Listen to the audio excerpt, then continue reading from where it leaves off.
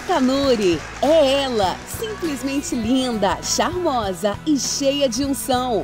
Suas ministrações avivam nossas vidas e geram transformação. É uma queridinha da fé, é nossa amiga e companheira, mulher admirada e amada por todos. Pastora Helena Tanuri.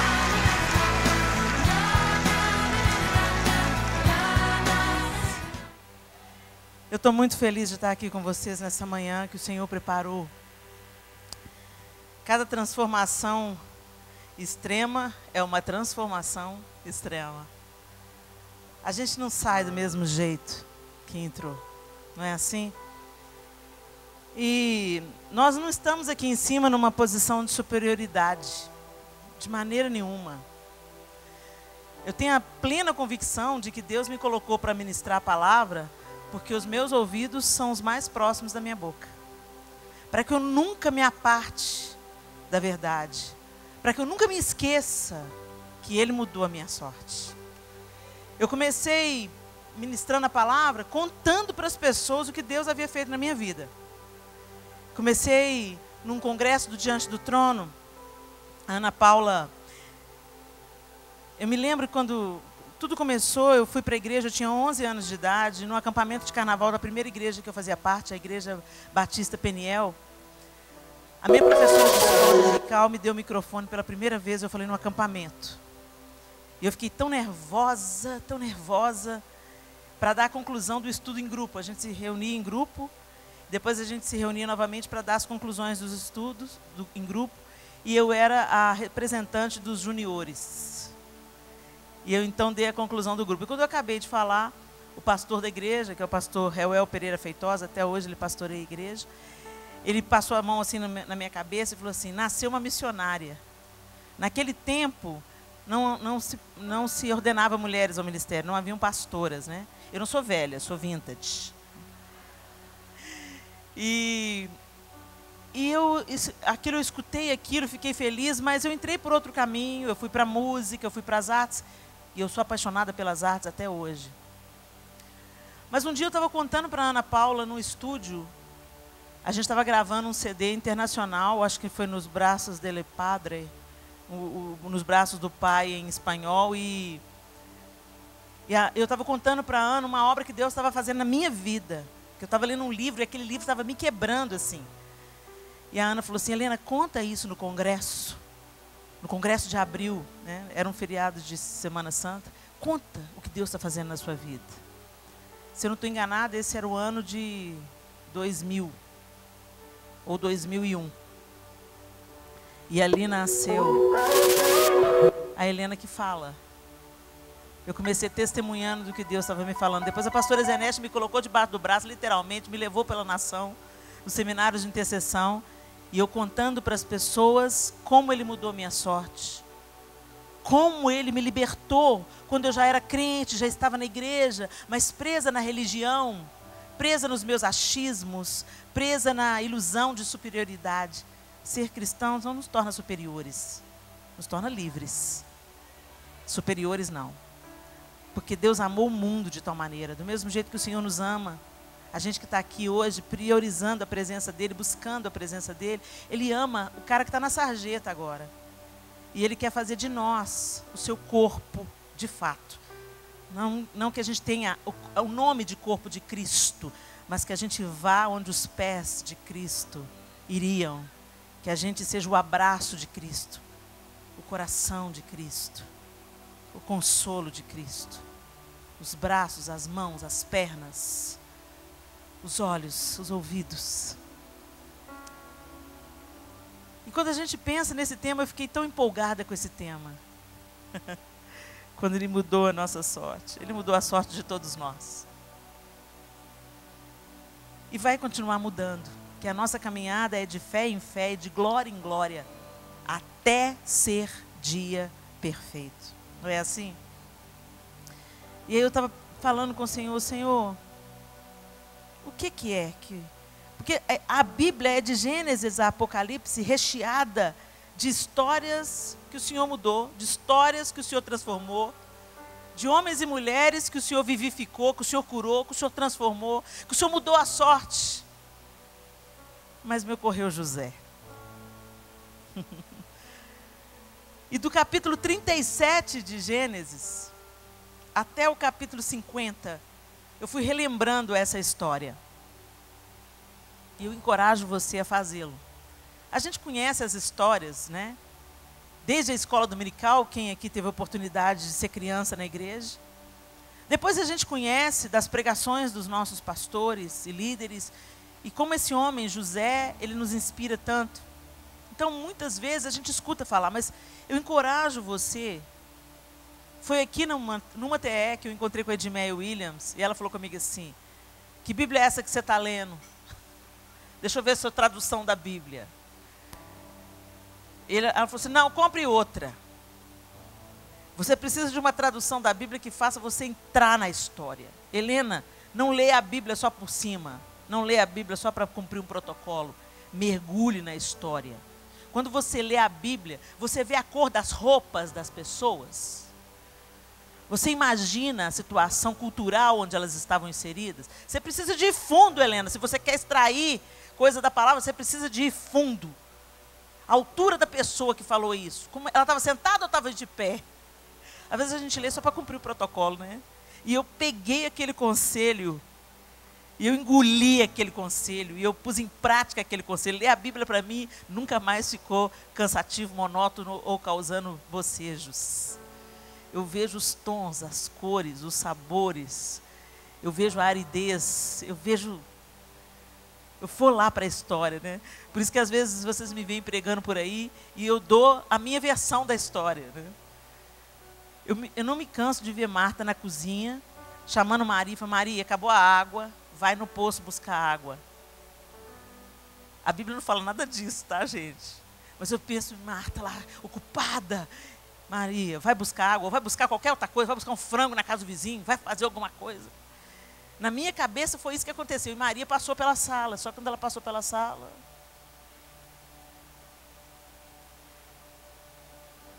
a fonte da água da vida está lá, jorrando na sala dela. Eu e você, o que a gente faria? A gente ia buscar água? Ia nada, gente. A gente ia, ó.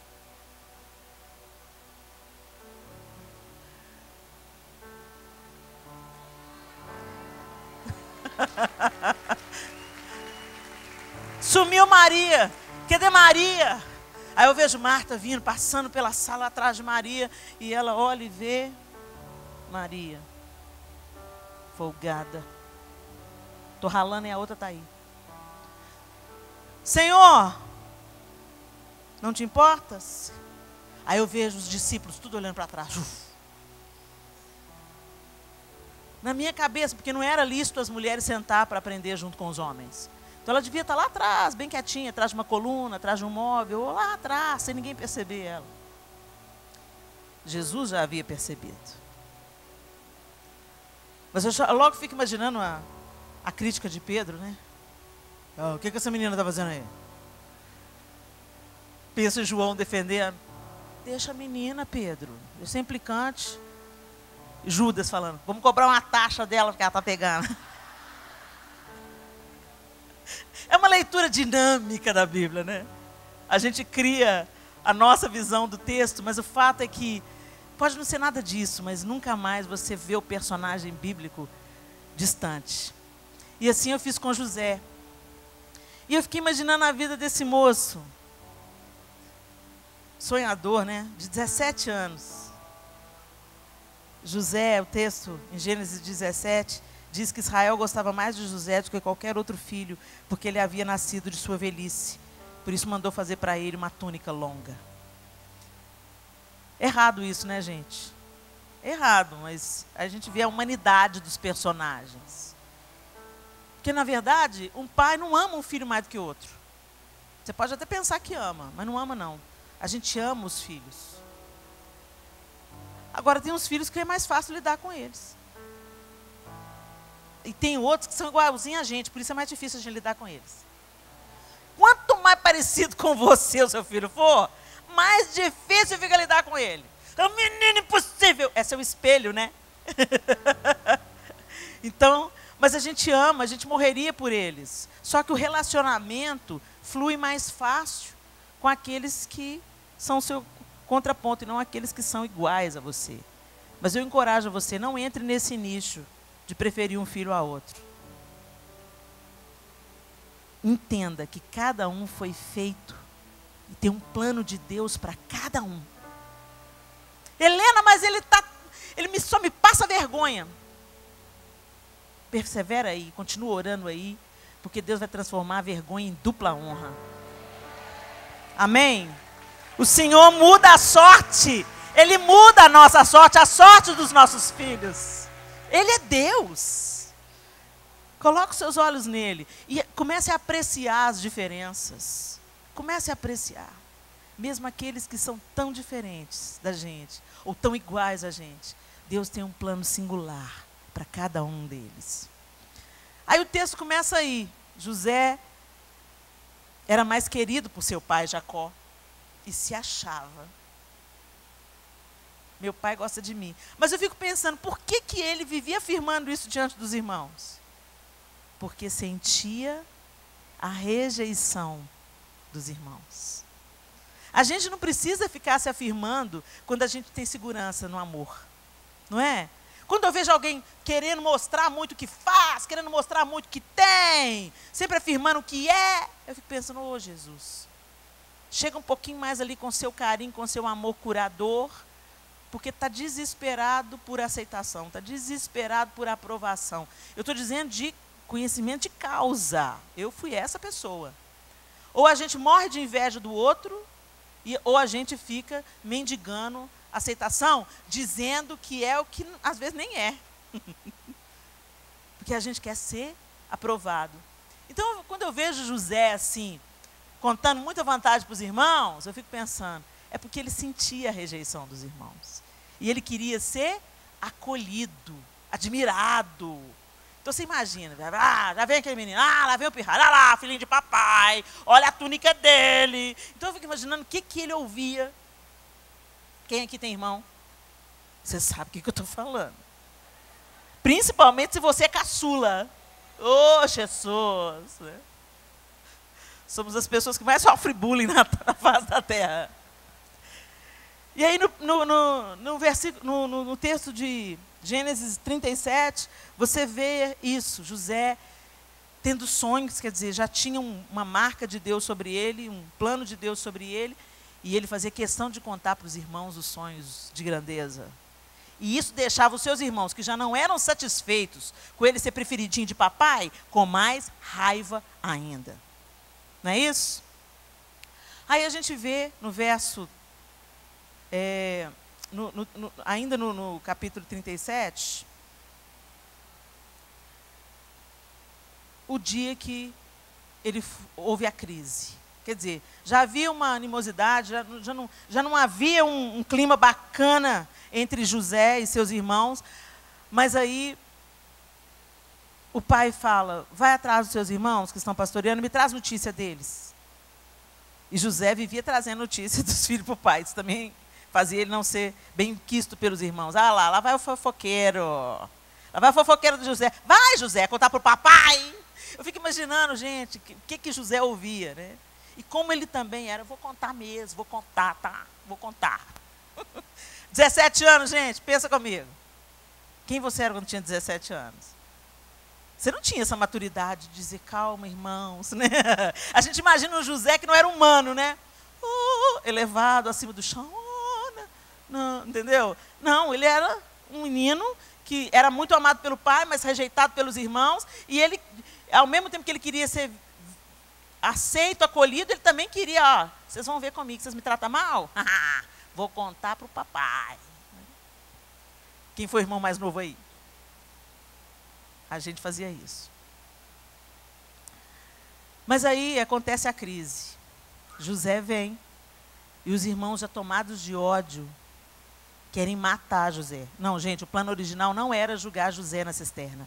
O plano original era matar. Você já pensou? Você querer ser morto pelos seus próprios irmãos? O negócio não era uma rixa, não era uma briguinha no banco de trás do carro. Era ódio.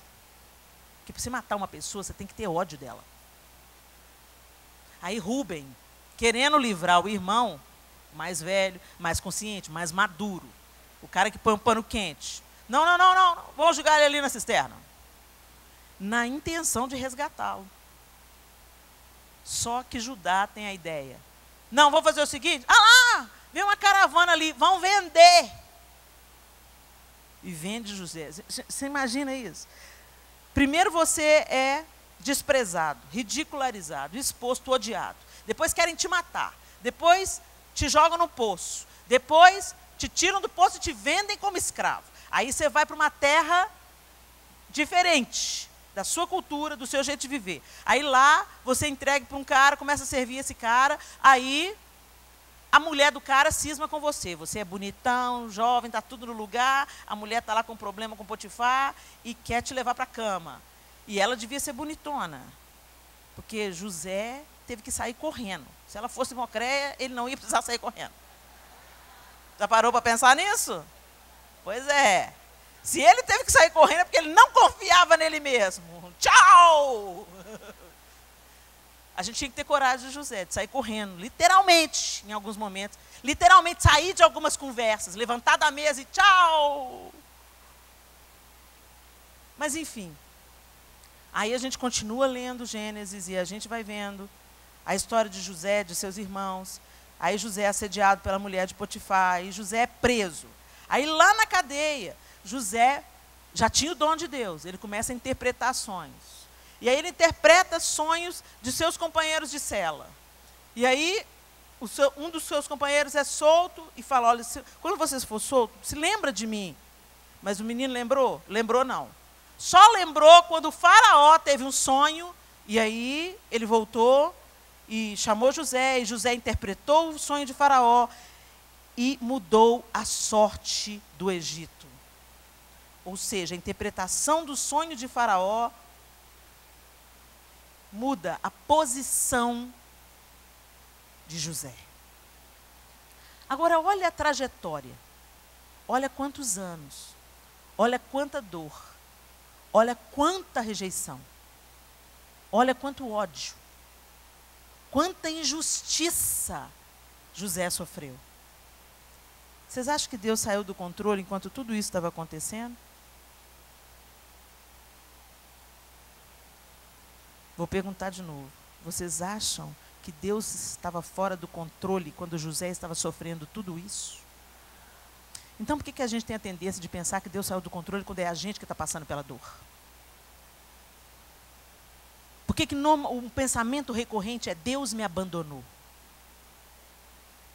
Por que muitas vezes a gente, olha, eu estou cansada de seguir esse Deus, porque eu dou minha vida para Deus, eu cresci na igreja, eu estou servindo a Deus, amando a Deus de todo o meu coração, e isso aconteceu comigo. Por que você acha que você é melhor? Por que não com você? E, gente, a gente faz uma oração perigosa quando a gente fala, eis-me aqui. Porque a gente pensa que a gente está no controle, mas quando você fala, eis-me aqui, você está passando um volante para Deus. Ele vai te levar por uns caminhos escuros, tenebrosos. Mas não tenha medo, Ele está. Se Ele falou, vamos para outra margem, não interessa a tempestade que vai acontecer no meio do caminho. Não interessa quanta água vai entrar no barco. O barco vai chegar na outra margem. Se Ele falou, vai chegar. Mas a nossa tendência é nos tornarmos amargos, incrédulos, invejosos, murmuradores. E nenhum desses traços a gente viu em José. Mas não significa que ele não tenha sentido dor, amargura, dúvida, revolta. Não significa que ele não tenha sentido. Sentir é humano. Mas reproduzir com as nossas palavras a nossa amargura e alimentar os nossos medos com as nossas palavras vai determinar quanto tempo você vai passar no deserto.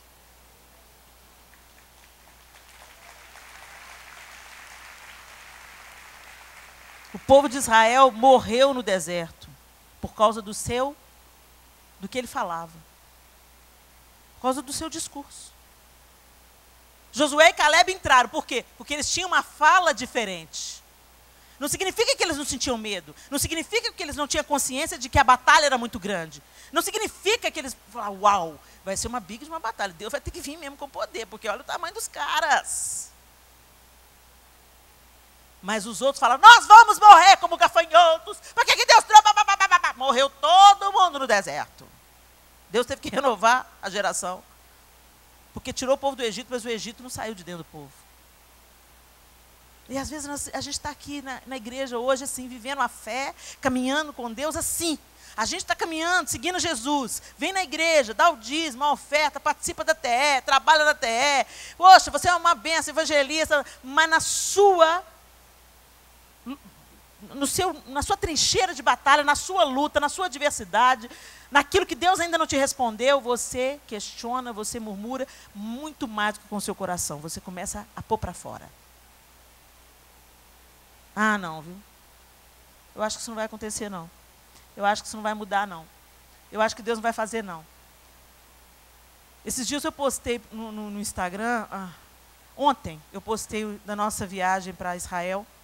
Aliás, depois eu vou convidar vocês para estarem comigo. Todo ano eu estou levando um congresso de mulheres que acontece em Israel. E aí eu coloquei um vídeo do primeiro congresso, falando que eu estava com saudade e tal.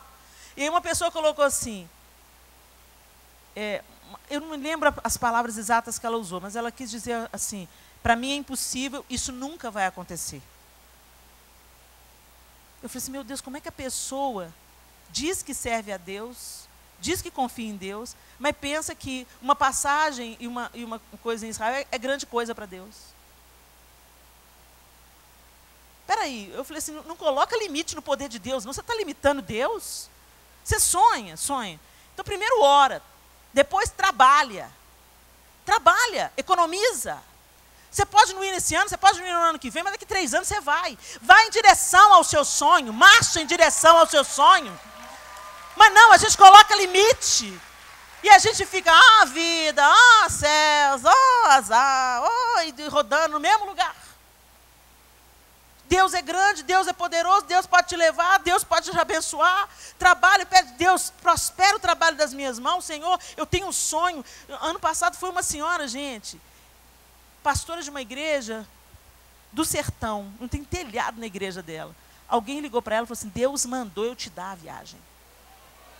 Aí ela foi para a viagem, como quem sonha, era o meu sonho. O testemunho da mulher, só desgraça a vida inteira, só tragédia. Ela apanhava do marido, ela estava grávida de 9 meses, ela apanhou do marido até ele matar o bebê. Coisas monstruosas aconteceram com aquela mulher, mas Deus mudou a sorte dela. E ela estava ali em Israel como quem sonha, e lá em Israel, Deus mandou uma pessoa da caravana cobrir a igreja dela, colocar o teto na igreja dela. Eu falei assim, Jesus, o Senhor é lindo, o Senhor é Deus, e o Senhor faz. Não limite o poder de Deus. Ao invés de colocar os olhos na tempestade, coloca os olhos nos olhos do Senhor. Porque se você colocar os olhos nas ondas, você vai afundar. Mas José estava ali preso, sofrendo tudo isso. E Deus mudou a sorte de José. E José se tornou governador no Egito. E José, naquela estratégia que Deus tinha dado para ele através do sonho, José salva o povo da fome. E não apenas o Egito, mas também Canaã. Gente, quando José salva a sua família da fome, ele não estava salvando só a sua família, ele estava salvando o povo de Israel. Aquela ali era a nascente do povo de Israel. Jacó, que tinha seu nome mudado para Israel, filho das tribos, pai das tribos de Israel. Ele não estava salvando só a sua família, ele estava salvando o povo de Deus, o povo que Deus havia eleito. Gente, presta atenção nisso. Deus não quer mudar a nossa sorte só para nós. Não é sobre você. Eu sei que Deus te ama de uma forma pessoal, que Deus tem um envolvimento pessoal com você, Ele não te vê como uma multidão, Ele te vê como filho, filha, muito amado, e Ele tem um relacionamento pessoal com você, através de Jesus Cristo que nos justifica. Mas não é só sobre nós. Nós não estamos soltos. Deus não está querendo mimar seus filhinhos só para eles ficarem gordinhos, mimadinhos e folgadinhos. Porque todo filho que é demasiadamente mimado fica deformado, de caráter fraco. Então, o pai perfeito, pleno que é Deus, ele sabe a medida certa de nos mimar e de nos corrigir. Se você está vivendo uma vida que Deus não te corrige, questiona se você está vivendo na presença de Deus. Porque ele corrige, a Bíblia diz que ele corrige o filho a quem ele ama e açoita a todo aquele que ele quer bem. Essa parte da Bíblia a gente quer arrancar, né? Fala sério. Rabiscar, não, essa eu não vou pôr marca-texto nela, não. Vou passar direto. Mas é a Bíblia que fala. E a gente vê, gente, pela nossa natureza. Perceba. Pensa aí no tempo mais feliz da sua vida. Lembra aí. Tempo que estava tudo fácil, tudo maravilhoso, tudo a glória de Deus. Helena, esse tempo nunca aconteceu. Deixa de ser ingrata. Traz a memória aí, que eu sei que tem muita coisa boa na sua estrada. Às vezes você fica tão azeda, tão amarga com as histórias ruins, que você nem percebe as dádivas de todo dia. Você tem casa? Uma bênção. Respira aí. Olha aí, você fez isso sem um pulmão mecânico. Glória a Deus. Tomou banho hoje? Oh, maravilha. Se não tomou, vai tomar, né, gente? Em nome de Jesus. Mas você já viu que coisa boa que é um banho? Você está cansado, você entra debaixo do chuveiro. Oh, delícia que é um banho. Se você tem problema com banho, depois você procura o apóstolo, nós vamos fazer uma sessão de aconselhamento e descarrego. Porque os filhos da luz gostam da limpeza, da organização, né? É bom um banho. Comer uma coisa gostosa. Hoje eu comi um ovo frito ali, gente, o melhor ovo frito da vida. Que delícia! Tantos prazeres, tantas alegrias, tantos mimos, que a gente está tão acostumado que a gente não vê que nem todo mundo tem isso. Nem todo mundo tem água encanada, nem todo mundo pode tomar um banho todo dia, nem todo mundo tem comida no prato a hora que quer, nem todo mundo tem lugar para morar. Então, hashtag fica a dica, seja grato. Voltemos. Lembra aí, onde você foi feliz. Agora lembra o período mais difícil, a dor mais aguda, a traição, a falta. Qual dos dois te fez crescer?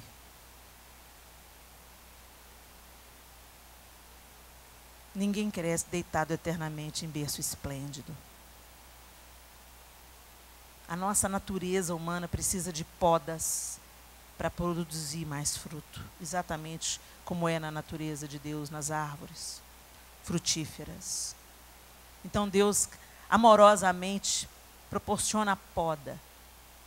Mas a poda não é só para nos ferir, a poda é para fazer a gente crescer e multiplicar os nossos frutos. E aí José resgata a sua família, perdoa a sua família. E a gente vê essa trajetória linda de perdão, de reconciliação, do coração de Jacó sendo novamente consolado. E ele vivendo ali com José e com seus irmãos reunidos no Egito. Porque a terra de Canaã se tornou inóspita. E Deus providenciou aquela terra. E durante os tempos em que aquele faraó viveu e que José viveu, aquele povo habitou ali no Egito, cuidando do próprio gado, e crescendo e multiplicando. Depois, o próximo faraó se levantou e se voltou contra o povo de Israel e o escravizou. Ok? Vocês estão totalmente localizados na história de José? Quem não conhecia aí, eu fiz um rápido resumo. Mas agora eu quero que você abra em Gênesis capítulo 50.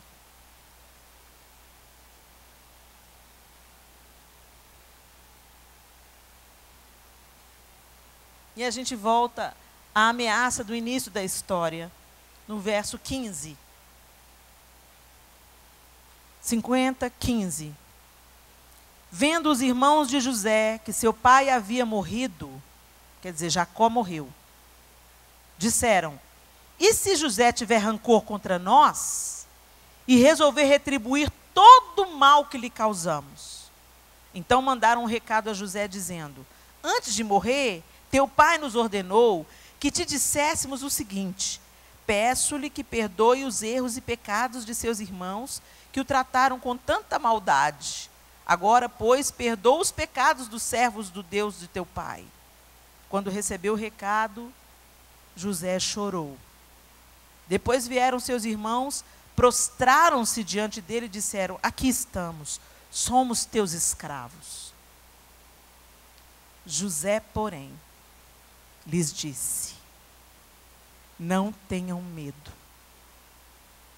Estaria eu no lugar de Deus? Vocês planejaram o mal contra mim, mas Deus o tornou em bem, para que hoje fosse preservada a vida de muitos. Por isso não tenham medo, eu sustentarei vocês e seus filhos. E assim os tranquilizou e lhes falou amavelmente. Presta atenção no verso 20.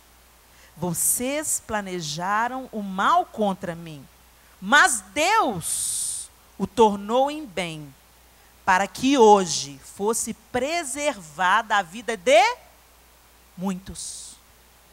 Não é só a vida de vocês, meus irmãos, a vida de meu pai, a vida de muitos, a vida daqueles que irão nascer ainda. E não só em Canaã, não só dos descendentes de Israel, mas também no Egito. Deus levanta José para libertar, livrar e preservar a muitos, incontáveis. O que Deus fez na vida de José chegou até nós aqui hoje.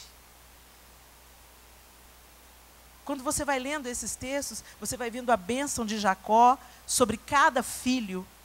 Antes de Jacó morrer, ele chama os seus filhos e ele os abençoa. E eu quero destacar para vocês aqui o verso 8 do capítulo 49, que Jacó diz: Judá.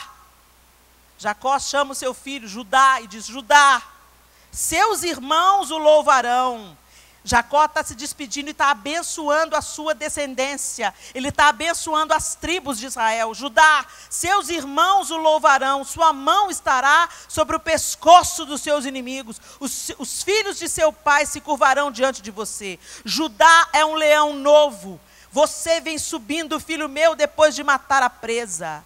Como um leão ele se assenta e deita-se como uma leoa. Quem tem coragem de acordá-lo? O cetro não se apartará de Judá, nem o bastão de comando de seus descendentes, até que venha aquele a quem ele pertence, e a ele as nações obedecerão. Ele amarrará seu jumento a uma videira e o seu jumentinho ao ramo mais seleto. Lavará no vinho as suas roupas, no sangue das uvas as suas vestimentas. Seus olhos serão mais escuros que o vinho, seus dentes mais brancos que o leite. Jacó está profetizando que da descendência de Judá virá o leão da tribo de Judá, a quem nós amamos e a quem nós servimos. Uou!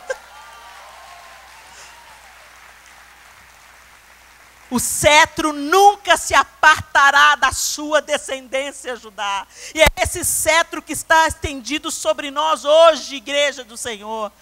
Presta atenção, quando Deus estava trabalhando em José, Ele estava preservando Judá. De onde descenderia o rei que nos resgataria hoje no século 21?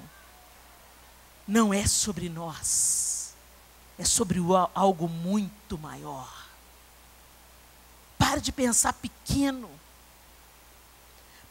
Sabe, um crente egoísta é um crente que vai cair. Não há prosperidade no egoísmo. Nós somos chamados para dar a luz aos planos de Deus. Nós fomos chamados para materializar nesse tempo que se chama hoje a noiva, o corpo. Mas às vezes você pensa pequeno, ai, a minha dor, ai, minha oração não, ai, meu filho desviado, ai, meu casamento difícil, muda os seus olhos. O Senhor está usando isso para um propósito maior. Porque a promessa é que todas as coisas cooperam para o bem daqueles que amam a Deus e daqueles que são chamados segundo o seu propósito. Então, o homem pode te fazer mal? Pode. O homem é mau. E nós estamos inseridos no mundo mau. Nós podemos sofrer o dano disso? Podemos sofrer o dano disso. Mas isso nunca vai ficar infértil. Isso nunca vai ficar infrutífero. Deus vai voltar isso para abençoar outros, para criar vida, para trazer consolação sobre aqueles que sofrem a mesma dor, o mesmo dano. Não se fecha no seu egoísmo. Os egoístas definham. Os egoístas se tornam insatisfeitos e irremediáveis. Os agradecidos e aqueles que têm os olhos no reino entendem, eu estou passando por isso, não estou entendendo nada, mas Deus vai tirar coisa boa disso, hein? Deus vai mudar a nossa sorte. Ficaremos como quem sonha. E a nossa boca vai se encher de riso e de louvor. Talvez você tenha chegado aqui nessa manhã e olha para esse tema, ele mudou minha sorte. E você pensa, mas ele não mudou a minha. Mudou a sorte da Lígia, mudou a sorte da Helena. Mas olha o que eu estou vivendo. Não se iluda. Cada um de nós aqui tem uma batalha. Não tem ninguém nessa sala que não tenha a sua batalha particular. Agora, uns sucumbem. Uns sentam em cima da dor e falam, vida, céus, vou embora, vou sair da igreja. Olha o que me fizeram, Senhor. Você não pode impedir da adversidade chegar até você. Mas você pode escolher o que você vai fazer com ela. Eles me abusaram? Então eu vou testemunhar que Jesus me libertou. Eles me bateram? O que não me mata me fortalece. Eles me oprimiram? Então eu vou aprender com eles para não oprimir ninguém. É assim que é. Quem assistiu Capitã Marvel aí? Eu recomendo. Filme bíblico aquele. Gente, a gente tem que extrair o que é bom. O que não é bom você larga para lá, e o que é bom você extrai. Tem uma hora lá que ela está sendo influenciada na mente dela. Gente, bíblico o filme. Ela está lá, vou dar spoiler, né? Mas vou contar. Aí, ela está lá, diante do inimigo dela, que ela pensou que era amigo. Ela pensou que o inimigo era amigo. Ela está lá, e aí tem um tanto de fio enrolado, ela assim... E na mente dela, falando com o bicho lá. E o bicho que parecia, como é que chamava? Força inteligente, não sei, inteligência superior. Que ela, no princípio do filme você pensa assim, inteligência superior, é o Deus deles, né? Do jeito que eles falam, parece Deus. Na verdade é outro Deus. Aí beleza, ela está lá assim, ela começa a receber, e aí a mulher que personaliza o bicho fala assim, você é tão fraca, você é humana. E quando ela fala essa frase, você é humana, ela lembra de todas as vezes na infância dela que ela caiu e levantou. Então, desde a infância dela, vem aquelas memórias dela caindo e se levantando, né? E aí ela traz aquela, toda a memória, traga a memória que te dá esperança. E ela fala assim, eu sou humana, por isso eu me levanto de novo, né? E ela se levanta e começa a ir contra a mulher. E a força dela vai crescendo. A mulher fala assim, não, você não consegue fazer nada. Porque nós é que controlamos o seu poder. Ela pega e fala assim, mas não controla mais. Ela tira o chip que controla ela, aí ela ganha uma força. Aí ela vira Capitão Marvel mesmo. Fogo sai pelos seus olhos. Qualquer semelhança terá sido mera coincidência. Fogo sai pelos seus olhos. A mulher enche de poder, não tem para ninguém. É você, Capitã Marvel.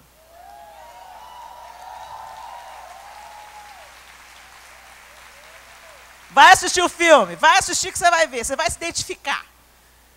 Porque ela fala assim, o poder está dentro de mim. Quem que mora dentro de você? Gente, o Espírito Santo, ele não só convence, ele não só ensina, ele te dá autoridade e poder. Mas não é para você se gabar, é para você defender os fracos e oprimidos. Entendeu a conexão? Não é sobre você. O poder que você recebe não é para você. Não é para você se envaidecer, não é para você se ensoberbecer. Na hora que você se ensoberbecer por causa do poder que habita em você, você já perdeu. Você sentou na mesa com o inimigo. Na hora que a vaidade tomar o seu coração por aquilo que Deus está te usando para fazer, você sentou na mesa com a serpente. E ela está negociando. Ela continua negociando. É claro. Você vai ser como Deus. Você pode ir além, você vai ser como Deus.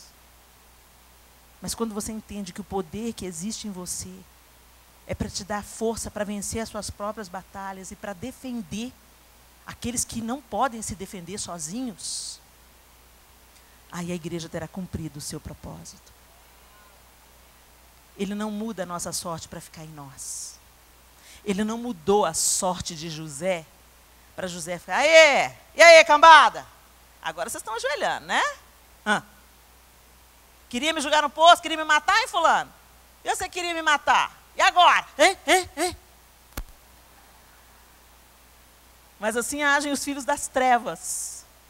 Mas José era um homem que passou tempos ali no estaleiro de Deus, né?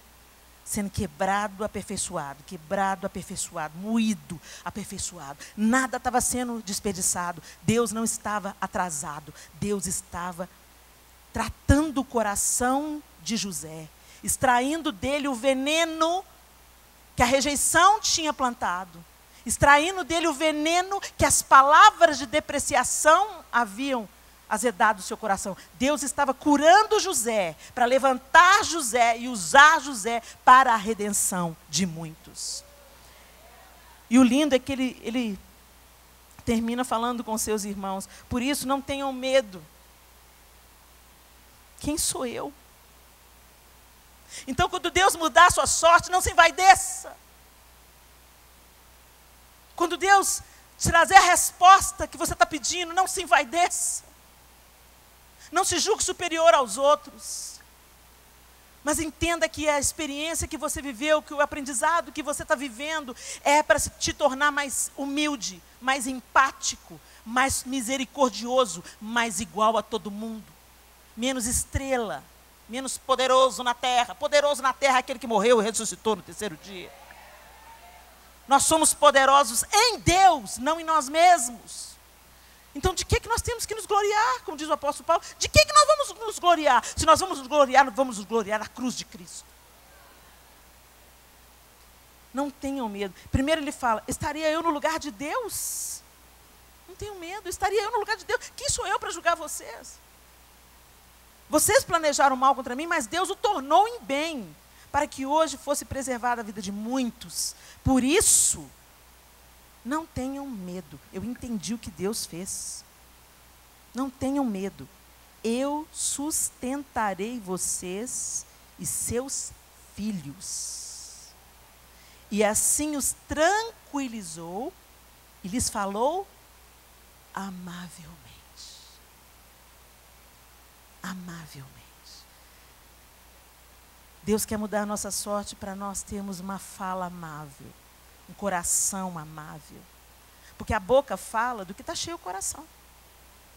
Quem não tem um coração amável, não tem palavras amáveis.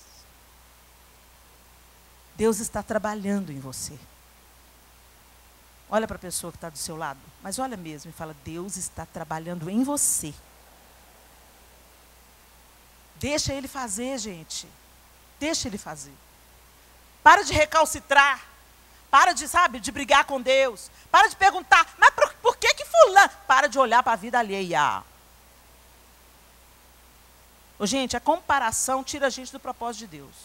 Você é singular, Deus tem um plano para você, e você está vivendo o que você está vivendo, porque Deus te conhece de perto, Ele sabe o que você precisa, e Ele sabe o plano que Ele tem para você lá na frente. Então, você está passando agora, vivendo agora, isso faz parte da promessa de Deus. Às vezes a gente pensa, a promessa de Deus que não chega, Helena, a promessa de Deus que não chega, Deus já está cumprindo a promessa quando Ele estava te treinando.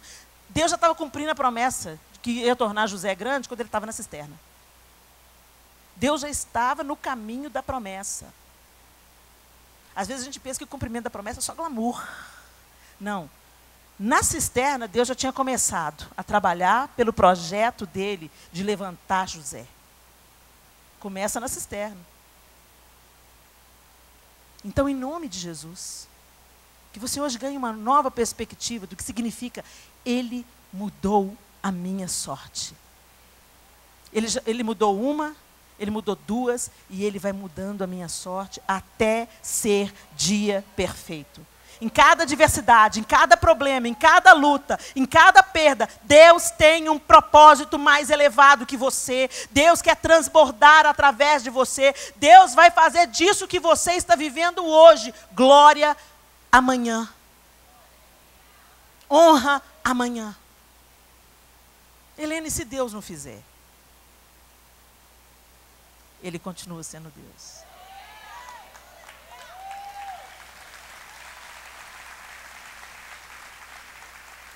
Não, essa resposta não serve não, Helena, então vou te dar outra. Talvez você esteja passando por isso. E Deus não vai resolver a situação. Porque é a única maneira de você ser salvo. É a única maneira de você permanecer na presença dEle. Os caminhos de Deus são elevados e incompreensíveis para nós. Mas de uma coisa eu tenho certeza, Ele é um Pai que ama. E quantas vezes os nossos pais terrenos tomaram atitudes que você não entendeu, mas que hoje quando você olha para trás e pensa, uau, ainda bem que minha mãe não deixava eu ir com o João no portão.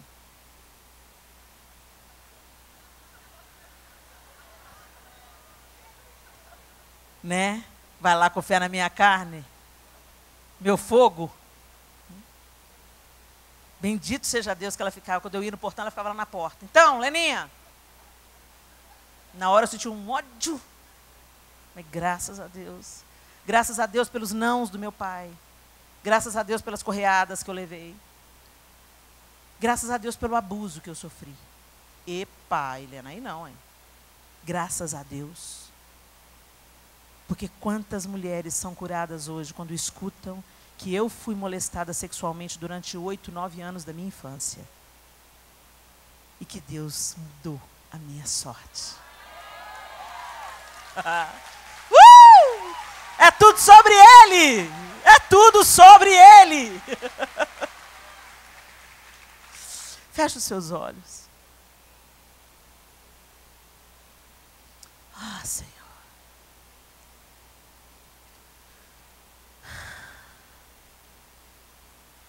Para onde nós iríamos? Só o Senhor tem palavras de vida eterna. Na nossa dor, muitas vezes nós nos afastamos da única possibilidade de cura. Nos ressentimos,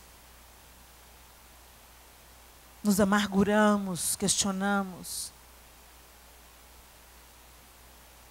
E vamos nos distanciando da única possibilidade de sermos sarados. Vinde, voltemos ao Senhor, pois Ele nos despedaçou e nos sarará. Fez a ferida e a ligará, nos revigorará e viveremos diante dele. Há um bálsamo em Gileade, a unção em Gileade vem sobre ti para curar, vem sobre a filha de Sião. Há um médico em Gileade, há remédio em Gileade, vem sobre ti para curar, restaura a filha de Sião. Nós não poderíamos terminar essa manhã, essa primeira parte, sem termos um momento de altar. É muito fácil a gente entrar na amargura. É muito fácil a gente entrar na depressão, no sentimento de injustiça. É muito fácil a gente sucumbir se a gente não está assim muito antenado, muito colado com Deus. Por isso que a Bíblia fala, chegai-vos a Deus e Ele se chegará a vós outros. Você tem que chegar perto. Não dá para viver só na superficialidade do domingo, das reuniões, dos congressos. Se você quer ir além em Deus, você precisa chegar perto, conhecer, viver o relacionamento. Mas é tão mais fácil viver na religião, né, gente? E quando a gente está nessa superficialidade, nesse relacionamento raso, a gente fica muito ferido. Porque é na profundidade que a gente não escuta os sons externos. Na profundidade você sabe a sua identidade em Deus. E é ali que o Senhor te alimenta, te sustenta. E você começa a ver tudo de uma outra perspectiva. Nem sempre você vai entender tudo, mas você vai confiar sempre. Então, às vezes, é isso que está faltando hoje na sua vida. Você talvez tenha identificado nessa manhã, poxa, Helena, eu acho que eu nem percebi, mas eu estava meio chateada com Deus. Porque esse deserto já dura tanto tempo e nada se resolve. Porque eu já orei tanto. Porque a vitória do outro chegou, mas a minha não. Porque o filho do outro voltou, mas o meu não. Porque eu não consigo engravidar. Porque eu perdi meu filho. Porque o meu casamento acabou. Por quê? Por quê, Deus? Por quê? Eu não estou dizendo que Deus planeja o mal para você. Eu não estou dizendo que Deus está com uma prancheta na mão e fala assim, vou tirar, vou abater, vou roubar. Mas eu estou dizendo que Deus está com a caneta na mão para redesenhar. E fazer esse rabisco aqui, vai virar uma flor. Essa fratura aqui, vai virar uma cura que vai alcançar muitos. Ele está. E uma vez que você entregou a sua vida a Ele, você não está mais à deriva. Não significa que você não vai ser abatido por problemas. Jesus nos prometeu, no mundo tereis aflições, mas tem de bom ânimo, eu venci o mundo. Se eu venci, você pode vencer, você está habilitado a vencer. Porque eu venci, você recebeu uma credencial para vencer. Para atravessar, para passar, para entrar na terra. Mas você vai ter que assumir uma nova atitude. A atitude daquele que crê. Você lembra da mulher Sirofenícia? Jesus foi dando para ela respostas duras, mas ela não desistiu. Ela ficou atrás dele, ela ficou atrás dele, ela ficou atrás dele e ela se humilhou. E quando ela se humilhou, sim, Senhor, mas os cachorrinhos comem das migalhas. Para mim as suas migalhas bastam. É como se ela estivesse dizendo isso. Para mim as suas migalhas são suficientes. Na hora que ela assume essa posição, ele diz para ela, por essa palavra, vai, a sua filha está curada. Por essa palavra, por isso que saiu da sua boca, pela sua fé confessada. Enchei-vos do Espírito, falando entre vós com salmos, hinos e cânticos espirituais, cantando e salmodiando a Deus no vosso coração, dando sempre graças por tudo. Assuma uma outra palavra, uma outra postura, uma outra atitude, enquanto atravessa o deserto. Talvez hoje você precise se arrepender por causa das palavras que têm saído da sua boca. Então eu queria te dar uma chance de vir ao altar. Nós vamos cantar essa canção novamente.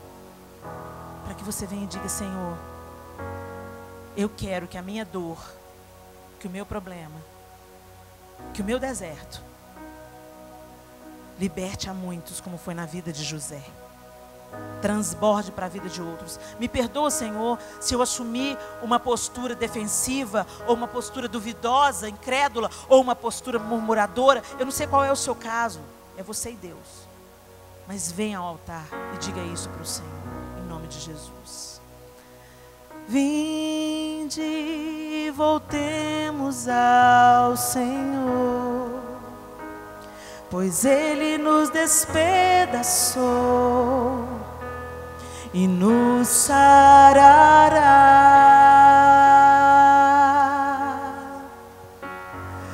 Fez a ferida e a ligará, nos revigorará e viveremos diante dele. Vinde, voltemos ao Senhor, pois Ele nos despedaçou